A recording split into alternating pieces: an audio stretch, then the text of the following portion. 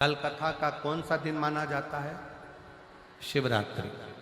कल की कथा पांचवें दिन के पहले जो चतुर्थ दिवस है और 7 दिन की कथा में जो छठा दिन होता है वो शिवरात्रि के रूप में शिव कथा में माना जाता है। जो लोग पूरे 5 दिन या 7 दिन की कथा नहीं सुन पाते वो कल की कथा सुनने के लिए आते हैं और परसों विराम वाले दिन सुबह की कथा सुनकर झोली पसार बाबा को विनय कर कर अपने अपने घर को चले जाते हैं और 3 महीने में उनका पत्र फिर व्यासपीठ पर आ जाता है।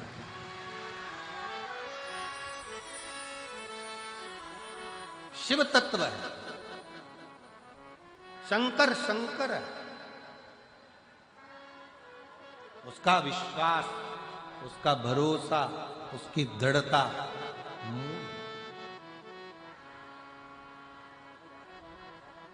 जितना जितना भरोसा कर कर शिव पर चलो जितना। और याद शिव तत्व की प्राप्ति का केंद्र बिंदु है शंकर भगवान की अविरल भक्ति और विश्वास। एक विश्वास और एक भक्ति बहुत ज्यादा।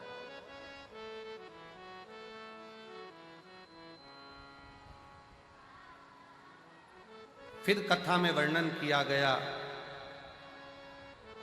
एक समय बदलता है।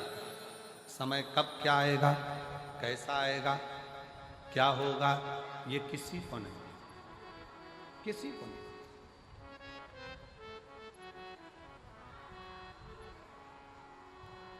जन्म मरण परण, जन्म भी उस परमात्मा के हाथ में है, मृत्यु भी उस परमात्मा के हाथ में है और परण भी उस परमात्मा के हाथ में है। परण मतलब शादी। डॉक्टर ने कह दिया कि बहू की डिलीवरी होगी, इतने तारीख को होगी, मालूम पड़ा दर्द आने लगे, 2 महीना 3 महीना 1.5 महीना 1 महीना 15 दिन 6 दिन 5 दिन पहले हो गए या 5 दिन बाद। लोगों ने देखकर कह दिया था तुम्हारे लड़की की शादी बस इस साल हो जाएगी, मालूम पड़े 1.5 साल निकल गया, शादी नहीं पक्की। विवाह पक्का नहीं।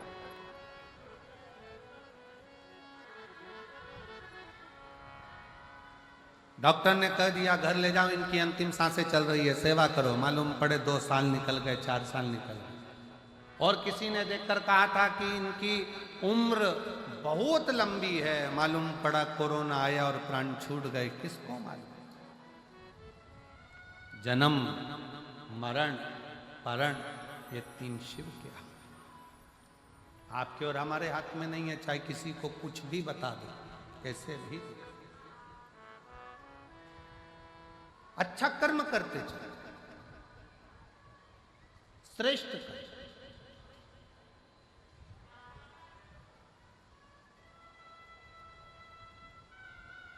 शिव कथा कर रही है, भगवान शंकर का चरित्र कराए, शिव महापुराण की कथा कर रही है। समय बताकर नहीं आएगा, सांप बताकर नहीं आएगा, संपत्ति बताकर नहीं आएगी, समय बताकर नहीं जाएगा, सांप बताकर नहीं जाएगा, संपत्ति बताकर नहीं जाएगी कि कब जा रही है, कब आ रही है, कैसे आ रही है, कैसे। इसलिए समय का सदुपयोग करो, संपत्ति का सदुपयोग करो।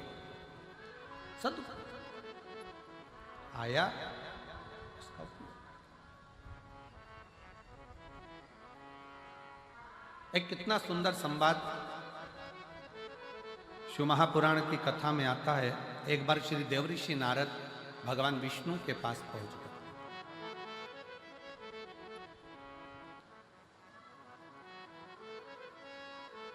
श्रीमन नारायण श्रीमन नारायण श्रीमन। और देवऋषि नारद भगवान विष्णु के पास में गए तो भगवान विष्णु से कहा, प्रभु मनुष्य के पास कब समय अच्छा आता है, कब बेकार आता है, उसको मालूम नहीं पड़ पाता। कब उसे संपदा मिलेगी, कब नहीं मिलेगी, उसको ज्ञात नहीं हो पाता।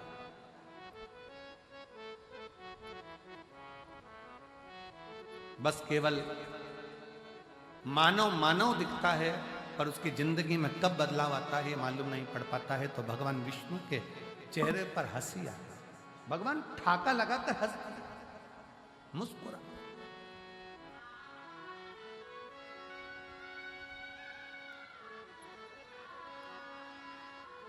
खूब हंसे। और नारद जी का हाथ पकड़कर भगवान नारायण उनको शंकर जी के पास में ले गए। बाबा भोलेनाथ बैठे थे। शंकर भगवान को नारद जी का कोई संवाद नहीं मालूम है। शंकर भगवान को भगवान विष्णु का कोई संवाद नहीं मालूम है। शंकर भगवान को इन दोनों की कोई बात नहीं मालूम है। पर पहुंचे और पहुंचते से भगवान शंकर हंसना प्रारंभ हो गए। शिव जी मुस्कुराना प्रारंभ हो गए। नारद जी से सहन नहीं हुआ। नारद जी ने पूछ लिया, प्रभु हमने ना तो हमारी बात आपने सुनी, ना भगवान विष्णु की बात आपने सुनी, और आप हंस रहे, आप मुस्कुरा रहे, इसका कारण क्या?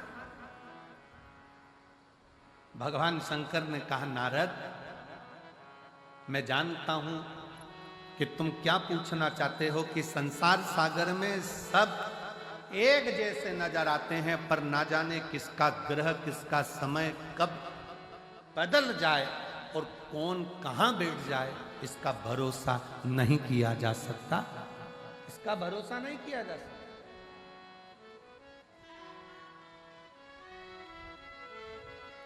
पर नारद व्यक्ति, मनुष्य अपने कर्म को करता करता करता करता करता करता एक जैसा दिखता दिखता अंदर से पूर्ण तरह से खाली होता चले जाता। जब तक मोटा हाथी चालू ना करो, जब तक वो खाना नहीं खाए।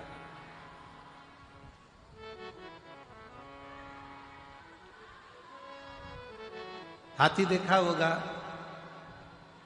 हाथी को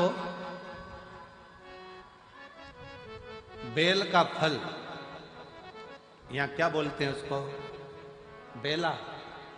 हाथी को अगर बेल का फल दे दिया जाए खाने के लिए, तो हाथी उसको फोड़ के खाता है क्या? जम के बोलो जरा। नहीं, हाथी क्या करता है, उस बेल के फल को सूंड में लेकर मुख में उतार कर पेट में रख ले।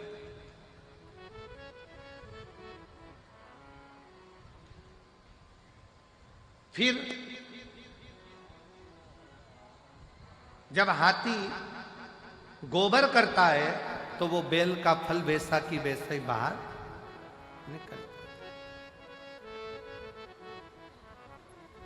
जैसा खाया था वैसा की वैसे ही बाहर निकल जाता है। पर उस बेल के फल को आप तोड़ कर देखना, उस गोबर में से उठाकर, वो बेल के फल में अंदर गूदा नहीं रहता है, केवल खोल खोल रहती है और गूदा उसमें से चला।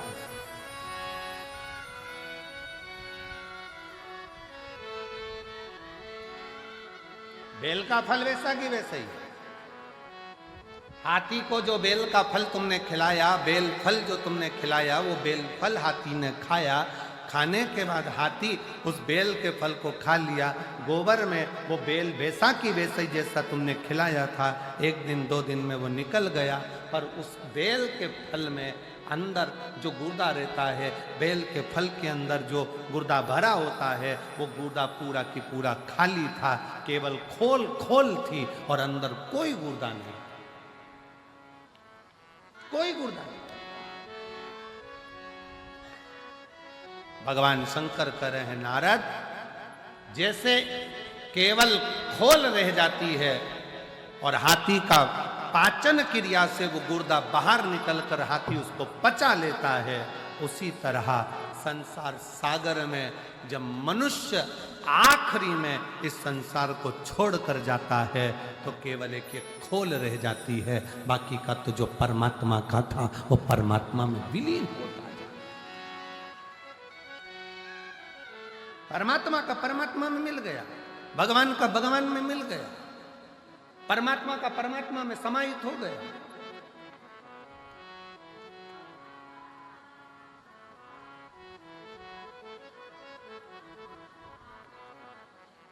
एक बेलपत्री में, एक बेलपत्र में, एक बेलपत्र में वो तत्व होता है।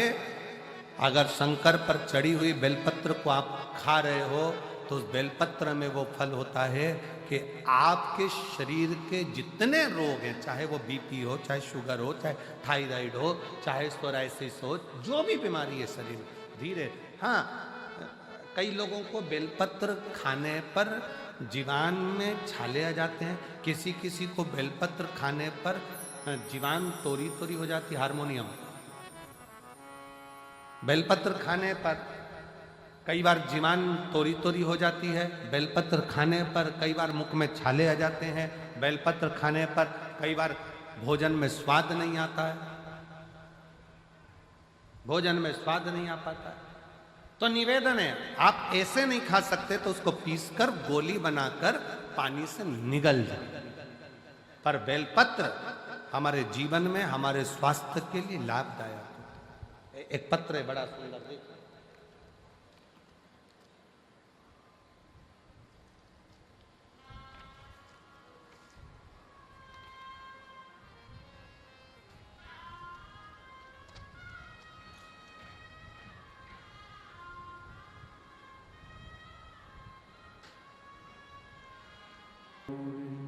आप शिव की आराधना किस भाव से कर रहे हैं? आप शंकर को कैसे रिझा रहे हैं?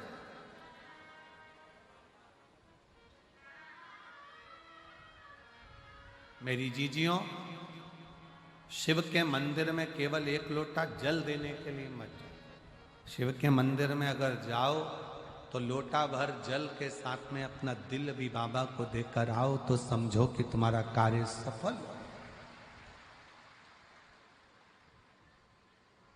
केवल मंदिर में गए, जल चढ़ाया, आ गए, वो श्रेष्ठता नहीं। अपने मन से, अपने दिल से बाबा से बात तो करो। कितनी धूप है, इतनी कड़कड़ाती हुई गर्मी में आप लोग बैठकर कथा सुन रहे हो, 200-500 रुपए खर्च कर कर आए हो। कुछ नहीं तो ऑटो के 50-100 रुपए तो तुमने खर्च करे होंगे, बस का टिकट लिया होगा 100-150-200 रुपए का, तब जाकर यहाँ पहुँचे हो। अब यहाँ आने के बाद भी आप उस समय को व्यर्थ गंवा दो तो आपका जीवन बेकार है। यहाँ दीवार के अंदर गेट से प्रवेश जब तुम अंदर करो, गेट से प्रवेश करते समय तुम अपने भीतर का अहंकार, अपने घर छोड़ो और बैठकर बाबा से प्रार्थना करो, बाबा मैं अपने दिल से आपको निवेदन करने आई हूँ कि मेरे मन की ये मुराद है। बाबा मैंने आपका स्मरण किया है, बाबा मैंने अरदास करी है, आप उसको स्वीकार करना। और मेरे बाबा अगली बार जब कथा हो तो इस व्यासपीठ पर मेरा भी पत्र पहुंचे, ऐसी करुणा तो स्वीकार।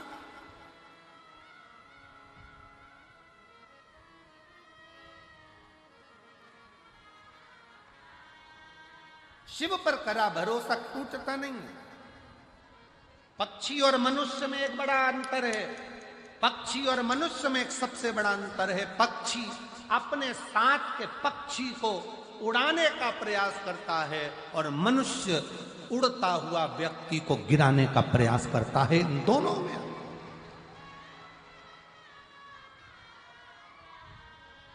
पक्षी और मनुष्य में बड़ा अंतर है।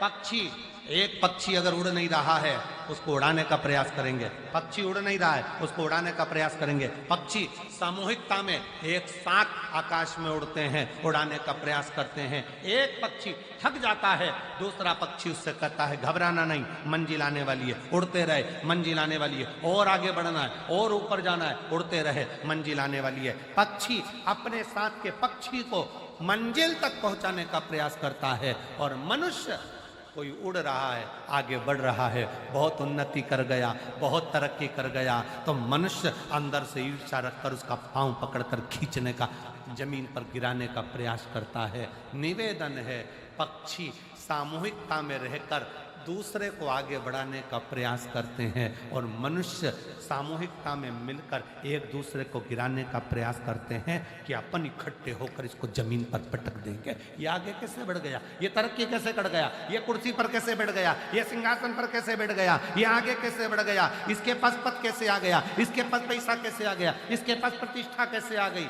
उसको दिखता नहीं है कि उसने पूर्व में मेहनत कितनी करी है, उसको दिखता नहीं है कि उसने संघर्ष कितना करा,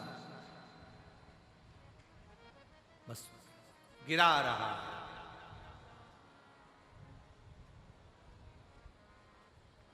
मेरा निवेदन इस व्यासपीठ के माध्यम से आप सबसे करूं, किसी के मरने के बाद कंधा दो मत दो, तुम्हारी मर्जी, पर उसके मरने से पहले अपने कंधे का सहारा उसको जरूर दे देना, जिससे वो जीते जी आगे बढ़ जाए,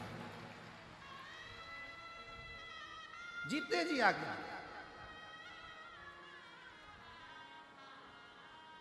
होली आ रही है, 13 तारीख को रात्रि को होली जलेगी, 14 तारीख को खेली जाएगी। हमारे सीहोर में कुबरेश्वर बाबा के सुंदर आनंद में 5 मंदिर में हम भी कैसरिया जल चढ़ाने के लिए बाबा को जाते हैं। महादेव की होली सीहोर में मनाते हैं, वो 15 मार्च की रहेगी। सुबह 9 बजे चमत्कालेश्वर मंदिर से हम निकलेंगे, बाबा को जल चढ़ाते हुए, गुलाल चढ़ाते हुए। जो सीहोर के आसपास के हैं, बाबा की आपने ब्रज की होली देखी होगी, काशी की मसाने की होली देखी होगी। एक बार योग लगे तो सीहोर में 15 मार्च को आकर सुबह 9 बजे जरूर होली देखें कि बाबा महादेव की होली कैसे हो। होली आ रही है, निवेदन है,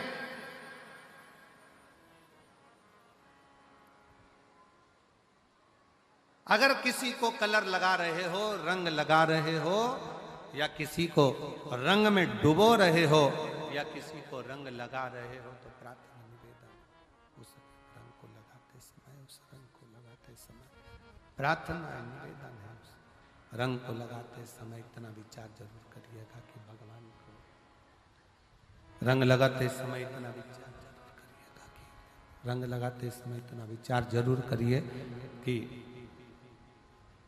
हम जिसको रंग लगा रहे हैं, हम जिसको रंग लगा रहे हैं, इतना विचार जरूर करना कि इसके साथ जिंदगी में हम कभी अपना रंग बदलेंगे नहीं, इसको और गहरा करते जाएंगे, करते जाएंगे और करते जाएंगे। शंभु शंभु शंभु शंभु शंभु शंभु शंभु, हम और गहरा करते चले जाएंगे और लगाते भी जोड़ो कि हम आखिरी तक ये रंग ना बदले,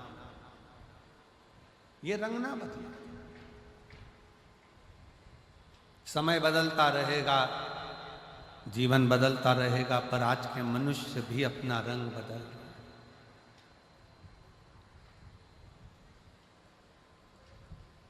जीवन का कोई ठिकाना नहीं, मनुष्य देह का कोई ठिकाना।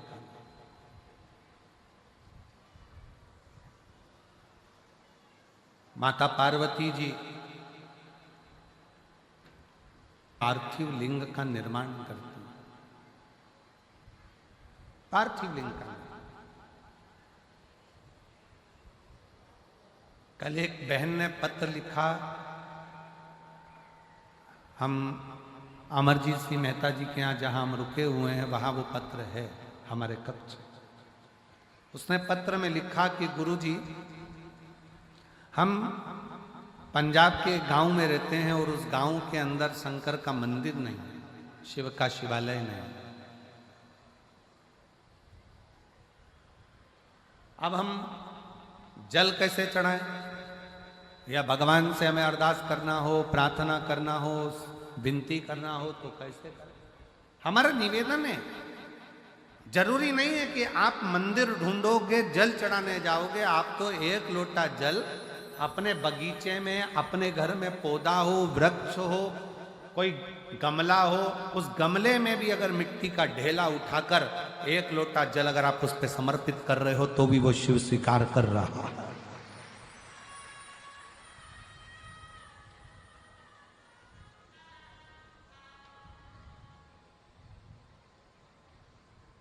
शिव स्वीकार कर रहा है।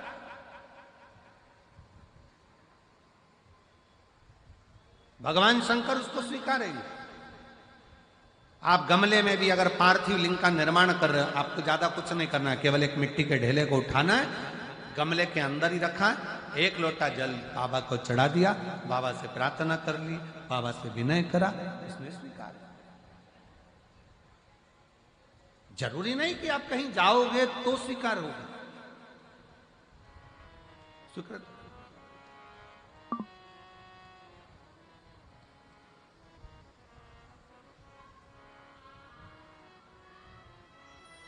आपने दिल से, हृदय से शिव को कहा, शिव ने स्वीकार। शिव को कहा और शिव ने स्वीकार किया। आराधना करी, पार्थिव शिवलिंग की विनय करा, निवेदन करा, अर्चना करी और पार्थिव शिवलिंग का पूजन मां पार्वती जी करती हैं। भगवान शंकर पार्वती जी की परीक्षा लेते हैं, बार बार लेते हैं।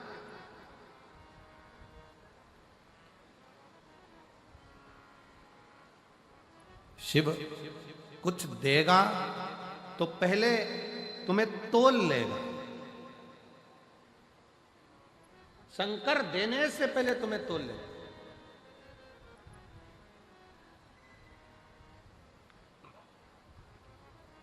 थोड़ी परीक्षा ज्यादा देना पड़ सकती है। आप में से कई लोग हैं जिनके मन के बहुत सारे प्रश्न होते हैं, उसमें से एक प्रश्न कई लोगों का होता है कि बताओ, जो भगवान को ज्यादा भजता है दुख उसी की किस्मत में ज्यादा लिखा होता है।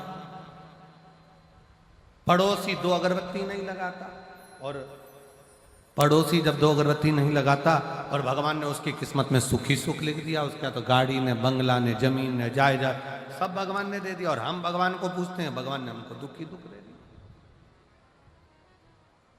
ए भाई,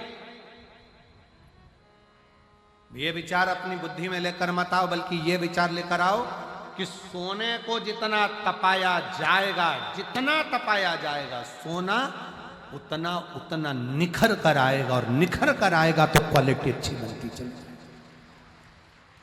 निखरने दो।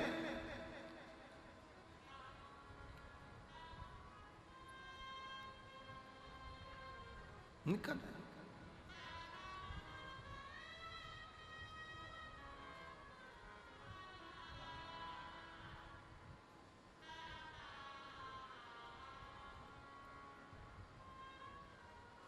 आप जितना निखार सकते, बाबा वैसे विनय करो, निवेदन करो, विनती करो,